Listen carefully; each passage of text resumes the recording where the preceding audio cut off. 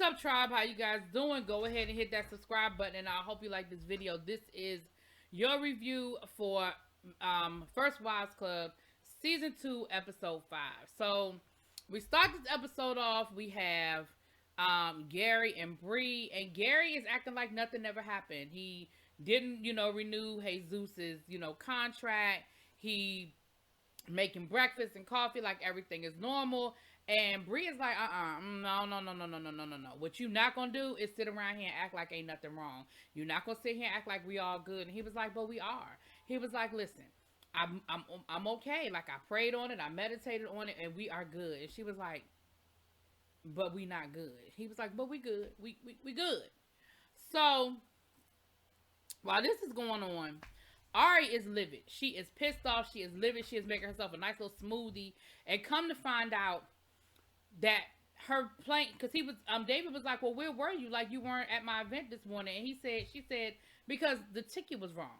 She booked me, your assistant, Vanessa, she booked my flight for next weekend. She didn't book it for this weekend. And he was like, what? She booked it for next weekend? She was like, yes, next weekend. So he was like, well, I'm sure it was just a mistake. So Vanessa comes in there, and they got, like, nicknames for each other and pet names for each other and stuff. And Ari is like, no. I need you to explain to me why you booked my ticket for the wrong date. And she said, well, I did everything you asked me to do. I booked the flight you wanted me to book, but I did make a mistake, and I booked it for next weekend. But I went in, and I fixed it, and I sent you an updated itinerary. Did you not get my email? And Ari was like, hell no, I didn't get your email. Now, David is buying it. Ari ain't buying it. Ari is like, listen, I don't trust her. I think she did it on purpose. She playing games. And of course, David doesn't see it, and Ari is pissed. Okay? So, while this is going on, Gary is at a staff meeting at work, paying absolutely no attention. He done found Jesus down to the Instagram, and of course, he is looking at all his Instagram pictures with the six-pack, with the with the bathing suit on, showing his package and all of that. And Gary is totally not paying attention. They finally get his attention, and he is supposed to be in charge of the healthy food initiative. So he did do a video. So while the video was playing, all of a sudden he sees Bree laid out on the table like the fruit, and Jesus is, about to, eat it like a fruit cocktail, right? And so Gary decides that he is in need of an emergency meeting with the therapist. So he goes to talk to the therapist, and he's talking to the therapist as if she wouldn't understand why he's upset. And she said, oh, really? He was like, yeah. I mean, how could Bree do this to me? I can't believe that she would do this to me. Like, she would betray me like this. And she was like, oh, really? You don't think Bree would get it? You don't think Bree would understand at all?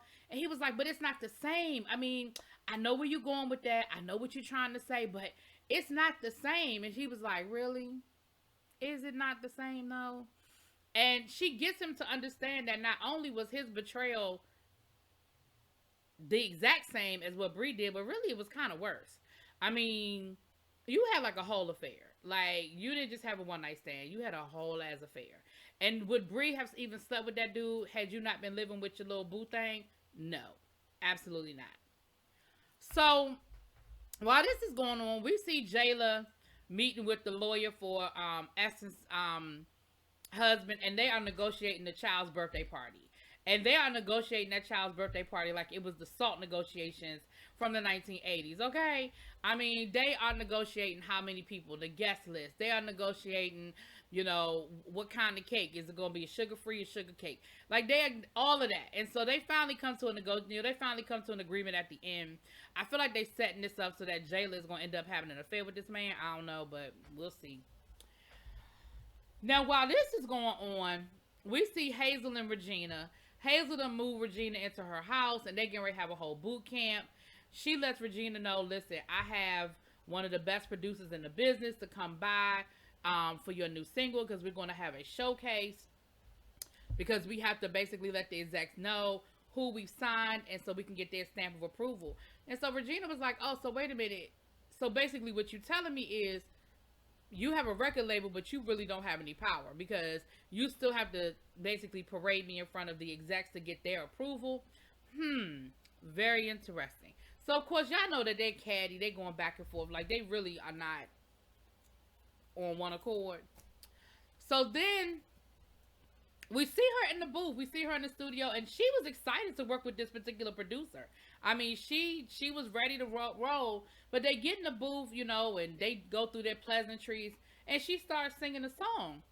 Well, she has changed up the lyrics, and the producer is like, "What's she doing?"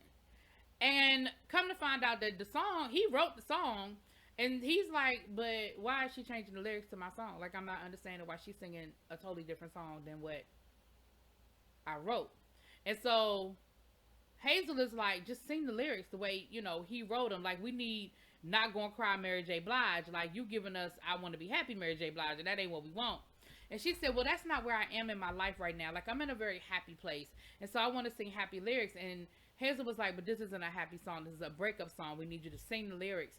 And so the two of them end up going back and forth, and they, you know, it starts getting very catty. And the producer was like, "Listen, clearly the two of y'all got something going on, and y'all are not on the same page, and I do not do drama. So when y'all are ready to work, call me. But in the meantime and in between time, I don't do this. I don't do this back and forth. Like, I don't do the drama."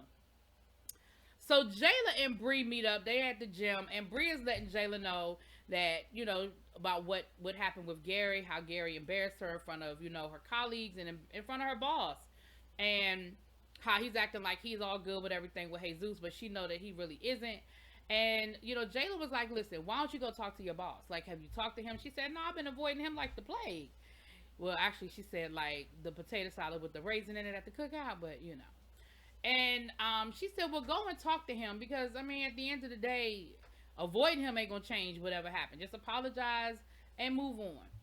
So she does. She, you know, tracks him down, and she apologizes. And he said, "Listen, the boy was very impressed with you.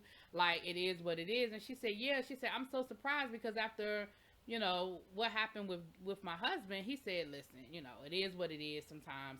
She said, "Well, you know, I have to admit that night we were kind of having a little spat." And he said, "Listen, it happens to the best of us. No marriage is perfect, you know." He said, me and my wife, we had our fair share of bad nights." And she said, "Really?" She said, "Well, how did y'all get through it?" He said, "Oh, we got divorced." Like, we got through it by not being married anymore. And she was like, "Oh, wow." He said, "Listen, some things just ain't meant to be." And so you see Bree thinking, you see her getting in her head a little bit too much, right? And later on that night, she done got drunk waiting for Gary to come home, because she worried that he gonna leave her. And he comes home and he tells her, he said, "Listen, I apologize." She said, "There you go again. You know, you being too nice." And he said, No, seriously, I need you to understand that I didn't understand, and I was angry. But I absolutely understand what I did to you and the position I put you in.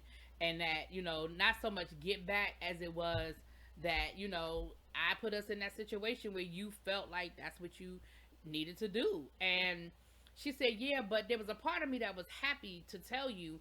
And so if I'm still trying to get revenge, are we really in a better place?" And he was like, "No, it's going to take some time. You know, we're not quite perfectly there, but we getting there, you know." And then he starts telling her, you know, "But did you really have to cheat with him? Like you had to go find, you know, like the 6-pack, you know, Latino prince, you know." And she said, "Listen, he was a mixture between Antonio Banderas and Ricky Martin. Like, I had to shoot my shot, right?" But they look like they made up, and, you know, everything is all good in the household for now. Last but not least, Regina is moving out after her and Hazel had their little blow up. And Hazel is like, "Let her go. I don't need her. I'll figure it out."